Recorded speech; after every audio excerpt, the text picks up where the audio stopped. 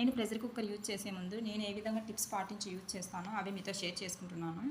ఇక్కడ cooker lid తీసుకొని కొంచెం కుకింగ్ ఆయిల్ తీసుకొని ఇక్కడ నేను చూపిస్తున్న డైరెక్షన్లో అప్లై చేసి పెట్టుకోవాలి. మనం పప్పు కుక్ చేసుకున్నప్పుడు ఎక్కువగా మనకి పొంగంతా పైకి వస్తుంది.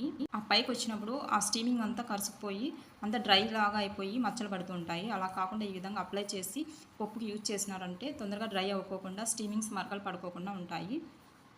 నెక్స్ట్ సెకండ్ టిప్పు, ఈ విధంగా నీడిల్ తీసుకొని థ్రెడ్ ఎక్కించి పెట్టుకోవాలి.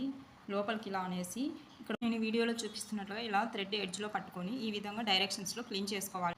ఏమైనా ఫుడ్ పార్టికల్స్ ఉంటే ఈ విధంగా క్లీన్ అయిపోతాయి. నెక్స్ట్ థర్డ్ టిప్పు, మనము కుక్కర్స్ కొద్ది రోజులు యూజ్ చేసిన తర్వాత ఈ విధంగా వైట్ పార్టికల్స్ అంతా ఉండిపోతాయి, సోపు మరకలు అలాంటివి. లేదంటే ఎక్కువ సోప్ యూజ్ చేయడం లేకపోతే ఓల్డ్ అవ్వడం వల్ల ఇలా అయిపోతాయి. ఈ విధంగా కుకింగ్ ఆయిల్ అంతా అప్లై చేసి పెట్టుకోవాలి. ఈ డైరెక్షన్లో 50 మినిట్స్ అలా నానబెట్టేసి సోప్ లిక్విడ్తో అలా ఏమైనా మీరు యూజ్ చేసే దాంతో క్లీన్ చేసి పెట్టుకున్నారంటే ఈ విధంగా కొత్తగా అయిపోతుంది. చూడండి.